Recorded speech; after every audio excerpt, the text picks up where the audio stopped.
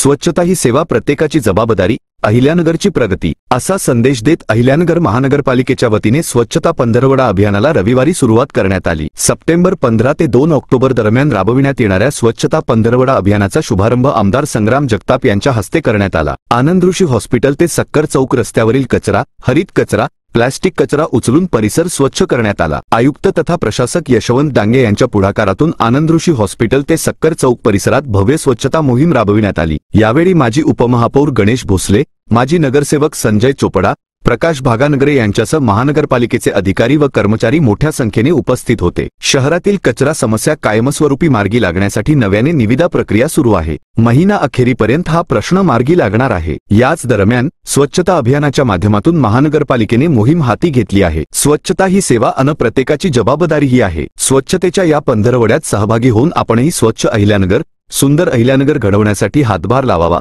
असे आवाहन आयुक्त तथा प्रशासक यशवंत डांगे यांनी केले। दरम्यान अहिल्यानगर महानगरपालिका स्वच्छ सर्वेक्षण व माझी वसुंधरा अभियान अंतर्गत सावेडी परिसरात सायकल तसेच पायी रॅलीद्वारे स्वच्छतेचा संदेश देण्यात आला। हरियाली, स्वच्छता रक्षक समिती, rotary club, Ahilyanagar cyclist association, युवान, शासकीय तंत्रनिकेतन आदी संस्थांचे प्रतिनिधी यात मोठ्या संख्येने सहभागी झाले होते। रॅलीमध्ये सहभागी झालेल्यांनी स्वच्छ अहिल्यानगर, आपली जबाबदारी या प्रतिज्ञेसह स्वच्छतेचा संकल्प केला। उद्या सोमवारी स्वच्छता अभियान डीएसपी चौक ते तारकपूर बस स्थानक ते राधाबाई कॉलेज रस्ता या भागात राबवण्यात येणार आहे। यात सहभागी व्हावे असे आवाहन आयुक्त तथा प्रशासक यशवंत डांगे यांनी केले आहे।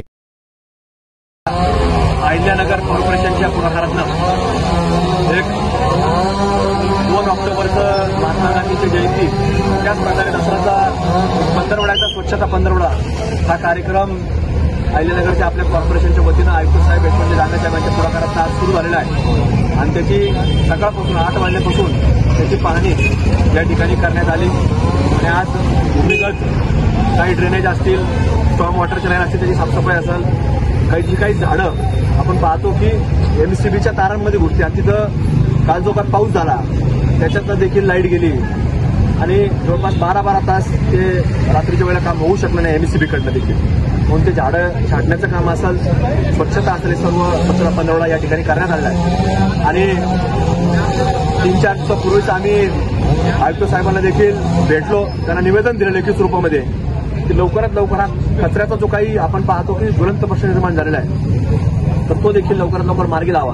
तर त्यांनी सांगितलं की जवळपास 3-4 वेळेला टेंडर हे प्रसिद्ध करण्यात आलं पण त्याच्यामध्ये अनेक वेळेला ही अडचण आली आणि आता कुठेतरी तो प्रश्न हा दसऱ्याच्या आत मार्गी लागला जाईल। त्या कामाला देखील आता महानगरपालिकेच्या माध्यमातून वेग देण्यात आलेला आहे। ज्या ज्या ठिकाणी कचरा लोक टाकतायत तर तिथं 100पेक्षा अधिकचा टन रोज कचरा उचलला जातो अशी तोंडी माहिती आयुक्त साहेबांनी त्या दिवशी आम्हाला दिलेली आहे आणि लवकरच जसं पूर्वी घंटा गाड्या डोर टू डोर कलेक्शन केलं जायचं तर तसं कलेक्शन येत्या काही दिवसामध्ये आपल्याला चालू झालेलं पाहायला मिळेल आणि त्या 2 ऑक्टोबरच्या अगोदर स्वच्छता पंधरवड्याची जी पूर्णता व्हायच्या अगोदर त्यांनी सांगितलं की आमचा प्रयत्न आहे की हे संपूर्ण गाड्या कार्यान्वित करू।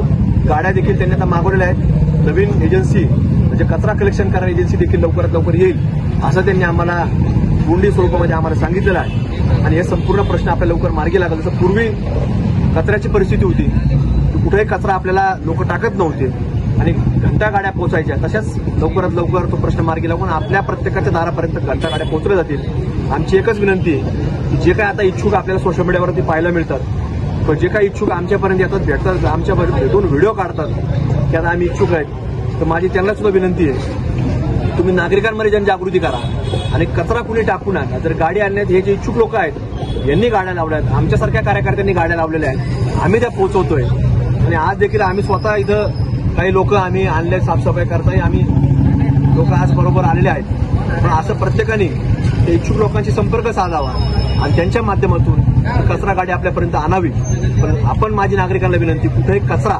आपल्याकडे गाडी आणल्यामध्ये टाकू नका। थोड्या दिवसाचा विषय राहिलेला आहे त्यात तो मार्गी लागेल आणि आपण हे शहर आज रस्त्यांच्या माध्यमातून जो प्रश्न मार्गी लागतोय, अजून बरेच रस्ते चालू व्हायचे तर ते रस्ते एकदा पूर्ण झाले की आपलं शहर एक चांगल्या प्रकारे रस्त्यांच्या बाबतीमधला, नाहीतर आज एवढा रात्रभर जो वीज झाला असा जर पूर्वी झाला असता, डांबरी रस्ते असते तर तुम्हाला सांगतो आपल्याला दळणवळण करता देखील आपल्याला कुठल्या रस्त्याने जायचा हा प्रश्न निर्माण झाला असता। पण आज हे रस्ते पूर्ण झाल्यामुळे आपल्याला कुठेतरी चांगल्या प्रकारे याच्यात रिलीफ मिळालेला आहे। तर लवकरच हा प्रश्न देखील मार्गी लागेल पण आपण जे काही सोशल मीडियाच्या माध्यमातून इच्छुक पाहायला मिळतात तर त्यांना संपर्क करावा आणि त्यांना सांगावा की आपण ज्या काय गाड्या लावल्यात त्या आपल्याकडे कॉलनीमध्ये दिवसाआड पाठवावी आणि लोकांनी त्याच्यामध्ये तो कचरा टाकावा आणि तो कचरा डेपोपर्यंत जाईल अशी एक विनंती आपल्याला मी करतो. फक्त जे काही न ऐकणारे लोक आहेत ते कोटल्याच्या कोपऱ्यावरती आहेत. त्यामुळं आमची महापालिकेसुद्धा मागणी आहे की कोटल्यात जे लोक टाकतात त्यांचंच तिथं प्रार्थनास्थळ आहे तर तिथं उचलूच नका, कारण ते लोक सुधारणार नाहीत, ते कधी सुधरू शकत नाही. त्यामुळे जे टाकतात तिथं टाकतात त्यांचंच प्रार्थनेचं तिथं एक मैदान आहे पुढं. त्यामुळे तिथं अशी दुर्गंधी तुम्ही राहू द्या. नागरिकांना आमच्या याचा त्रास होईल तर हे जे लोक हे सुधरू शकत नाहीत. त्यामुळे अशा न सुधारणाऱ्या लोकांना सुधाराच्या भानगडीत महापालिकेसुद्धा पडू द्या.